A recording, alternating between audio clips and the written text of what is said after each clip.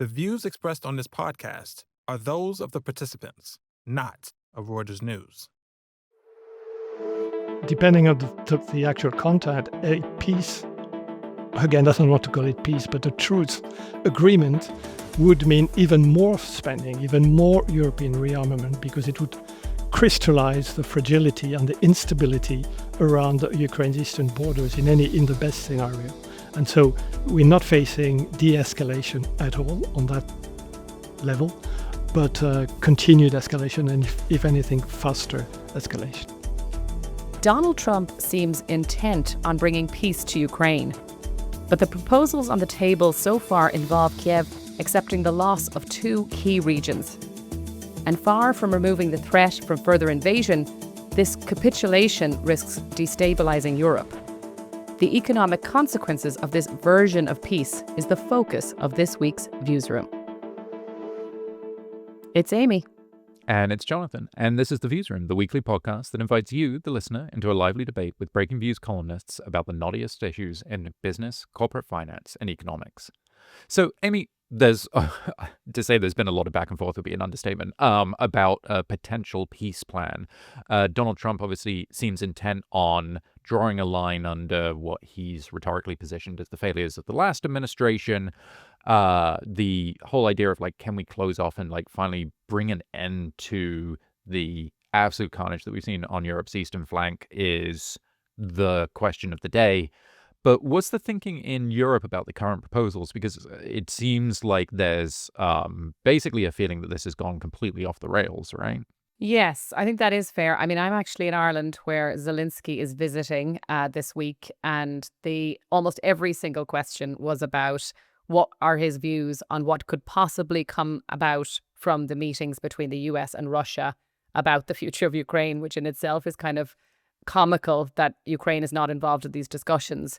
And I suppose listening to Zelensky talk, it seems like his biggest concern, obviously, is that some sort of peace deal is brokered, and then it just allows Putin to reload and start again in a year's time. So I think that those are certainly the risks for Europe as well.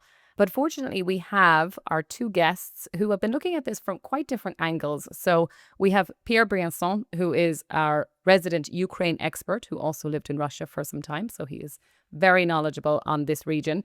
And Yawen Chen, who covers oil and gas, which is obviously a very key part of this story from like an economic perspective. So Pierre, Yawen, you are very welcome. Great to be here. Glad to be here. So I think we have to preface this whole discussion with the fact that we are recording this on Wednesday afternoon. So it is possible that something comes out of discussions between many different parties, but hopefully not. But Pierre, could you tell us what was being discussed between the US and Russia this week and why exactly it doesn't seem to be getting over the line, I guess, from Putin's perspective? Well, the latest version of what nobody should call a peace plan, which was a vague truce or ceasefire project, was the original US proposal, which was actually itself something that Russia had written almost word by word 6 months ago, and which the Trump White House just took over and presented as its own, amended by changes required by Zelensky on suggestion of the European Union. So this was what was proposed, which Putin apparently rejected last night. And so we are in a situation where it's very unclear what is now on the table. But the basic thing is that on the territorial issue that you mentioned, which was very, very important for Ukraine had already agreed to at least talk about it and freeze the situation as it is, meaning that Russia would keep control of almost two regions that belong to Ukraine. So this was the basis of what Putin has rejected is the idea that any ceasefire should be guaranteed by the presence of either European or US troops on the ground. And that's where we are now. And that's where the red lines are unlikely to be modified. I mean, just to ask about that, right? Because I think there's when I speak to folks in Europe, there's a feeling of, effectively betrayal or something like that, in terms of like the outline scope of what the Trump administration has been pushing for. But if you're talking about troops in Ukraine or, some kind of like peacekeeping force or whatever, like, are we not just back to square one? Because I think it's worth like setting the terms of what people are positioning themselves over in like a real politics sense, right? Because the Russian line on what happened in Ukraine was always that it was this sort of encroachment on Russian, like, Russia's kind of security sphere, because there was this whole path towards potential NATO membership and yada, yada, yada. So, like, you would think that then accepting NATO forces in Ukraine stationed semi-permanently, like, it's just going to be a red line, right? Like, I'm just confused as to, like, being the ignorant American here, like, what are the actual realistic terms of a settlement here? Because right now it feels like everybody is very angry about everything that's being proposed, but I don't understand what the actual realm of the possible looks Well, like. if I was able to outline the lines of a serious peace plan, I probably wouldn't be here, right? But um, uh, at the core of this, and you're talking about NATO, I mean, basically the guarantees that Ukraine and Europe are demanding, because no one believes in whatever Russia or Putin will pledge to by signing a paper. And so the question is, how do you protect Ukraine from further Russian aggression, even if some form of agreement, temporary or not, is found on the disputed territories? And that's why you have to find a way to reassure Ukraine and the rest of Europe that they're really protected against not only Russian further intrusion into Ukraine, but also against Russia's possible aggression against the whole of Europe. When you're talking about NATO troops, there's a difference between NATO troops acting under a NATO commander, etc., and troops from European member of NATO countries that might do the job as well. If you're talking France and Germany, who have proposed to do that, the UK as well, have proposed to send troops on the ground to guarantee or to monitor ceasefire. That would be a different matter. Putin, however, doesn't consider there's a big difference there. As soon as any troop from a NATO member is in Ukraine, he has said he finds it unacceptable. And Yawen, I'd love to bring you in here because there is, as I said, sort of an oil and gas element to all of this, right? One of Trump's bugbears is the fact that Europe is continuing to buy gas from Russia, which obviously he sees as problematic.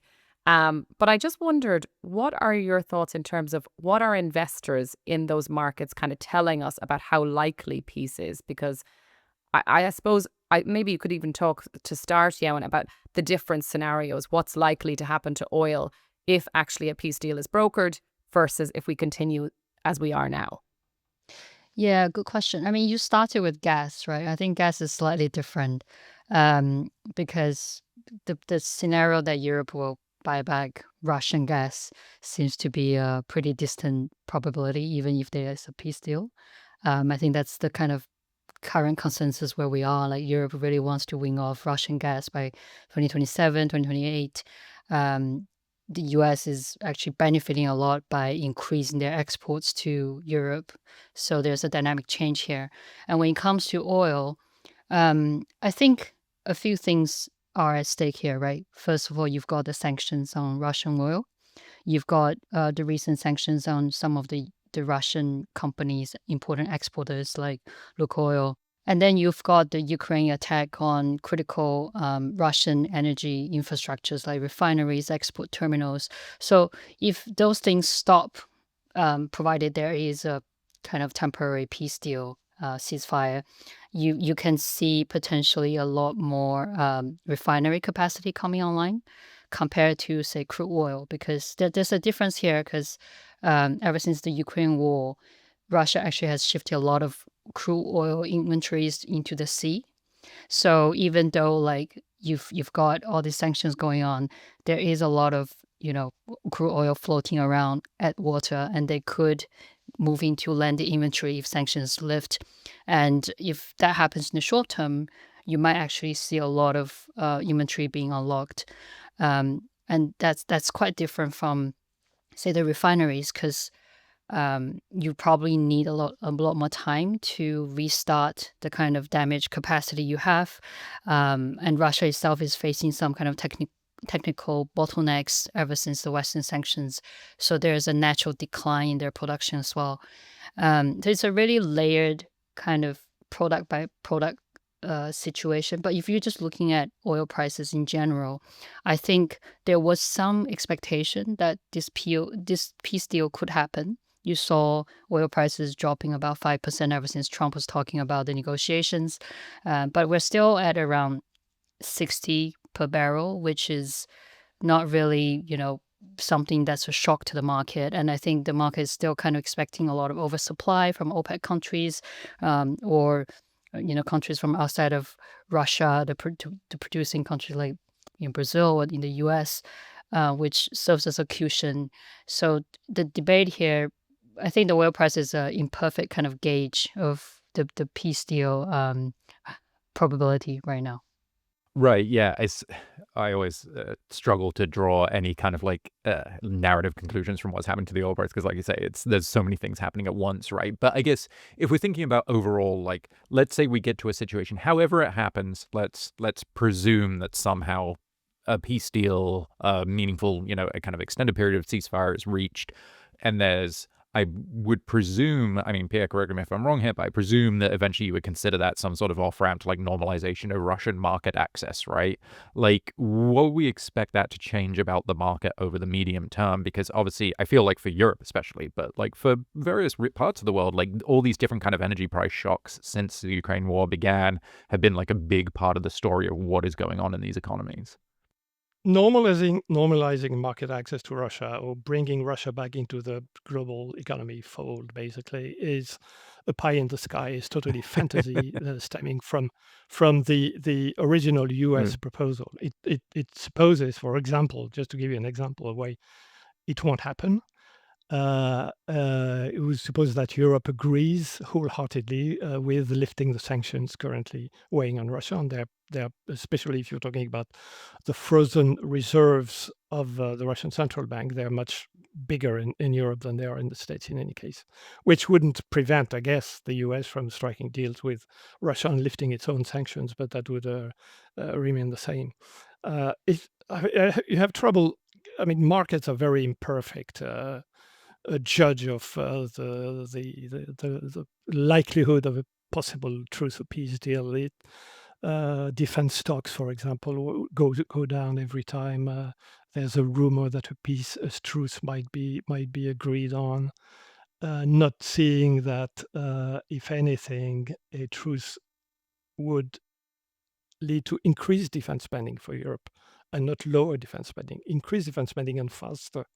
But markets, some market movements are pretty much determined by some retail trader in a dark basement in West Virginia and algorithms, so the deadly mixture of artificial intelligence and human stupidity.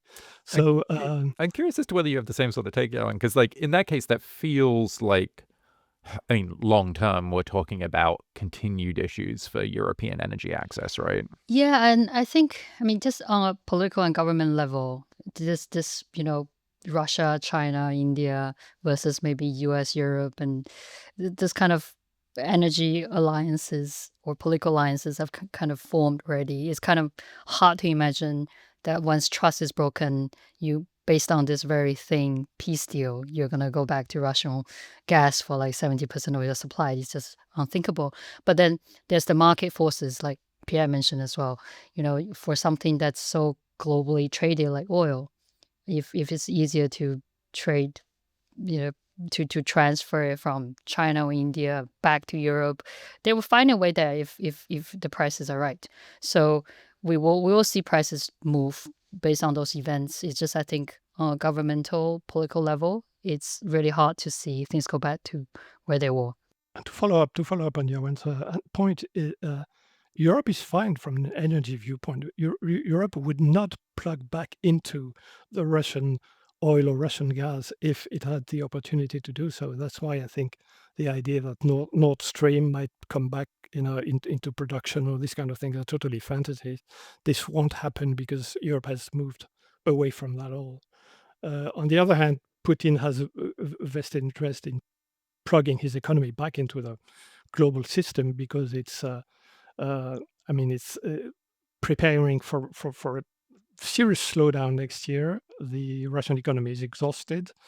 I remind him to come back to Yawen's points that oil Urals, which is the Russian crude oil price, was above $80 a barrel when the war started, and it's below 55 now. So we're talking serious shrinking of the only foreign resources for Russia, and they, of course, they can't sell it on top of that. But and so that's why it wouldn't make sense really to agree on a peace plan that would keep a destabilized situation, weigh on Europe's economy and on Ukraine's economy, delay the question of reparations and who's going to pay for the $600 billion plus that Ukraine is going to need if it ever finds peace. And so that's why I think we are past that particular plan unless Russia makes concessions, and it's obviously not ready to do so. I'm just kind of curious, though, Pierre, on that, right? So if you think about it from Putin's perspective, peace is very expensive then, right? Because if your oil is already at $55 a barrel, and as Yawen just pointed out, that it's likely to go down further, right, if there was peace. Sorry, it's and then about 62 No, but as the I last Ural, checked. right? Yeah. The Ural is 55. And then is that right? That's a discount. That there's a gap between the two. So let's imagine they both go down. And then you have to pay reparations as well if you're Russia. So you've got a very costly bill at the end of all of this. Can Putin, like in your mind, Pierre, continue as is? As in, does it make more sense to just keep going, even though the war is so costly? Can he keep going? He can keep financing the war in Ukraine for another couple of years or maybe more. So the level of military spending doesn't need to increase now. Of course, it increases GDP, but they're making tanks that are being destroyed by Ukraine. It still counts as GDP. So, but the military factories are running at full capacity. They couldn't increase if they wanted to, and so they're. But again, Russia is cut off from Western financing or world financing, financial markets, cannot finance its gaping budget deficit, which is increasing. So it either faces, runaway inflation, or it has to clamp down and slow down the economy seriously. And so it's showing sign of exhaustion would be but he can still keep fighting and advancing in Ukraine as he has done. I should also add that the oil production in Russia is organically declining as well, just because it's been underinvestment. There's technical problems due to the sanctions, and they haven't got much help. So there is a possibility that as time goes by, your production starts to fall more dramatically, and that's a problem for revenue. Right. And I think no matter what happens with Russia and the peace deal at this point, I think, yeah, kind of as you were hinting to, right, Europe is effectively going to be on a defensive rearmament kind of fiscal stimulus path anyway, right? We have the German budget passed. We have the beginning of these kind of spending taps opening. And like there's no de-escalatory mechanism in that, right? No, again, and depending on the actual content, a peace, again, doesn't want to call it peace, but a truce agreement would mean even more spending, even more European rearmament, because it would crystallize the fragility and the instability around Ukraine's eastern borders in the best scenario. And so we're not facing de-escalation at all on that level, but continued escalation, and if anything, faster escalation. So peace does not seem, yes, so I suppose actually, Pierre, peace is more of a truce, and a truce doesn't get us back to where we were in terms of not thinking about massive defense spending and all of the issues that Yawen very nicely talked about with the oil market. So I think we'll leave it there. Plenty more to discuss, and hopefully we don't get trumped by news before this goes out. So Pierre, Yawen, thank you so much. Thank you. Thank you. Thanks for tuning in. This podcast was produced by Cheryl Pena in New York and Gregory Garner in Toronto. You can listen to a new episode of The Viewsroom every Thursday on the Reuters app or your favorite platform. And don't forget to tune in to our sister podcast, The Big View, every Tuesday, as well as the other great podcasts from the Reuters team. If you like what you heard, please follow The Viewsroom and let us know what you thought. We have a new email address where you can send us feedback, which is breakingviews-podcasts@tr.com. And check out our views on the biggest stories in business and finance every day on breakingviews.com and reuters.com.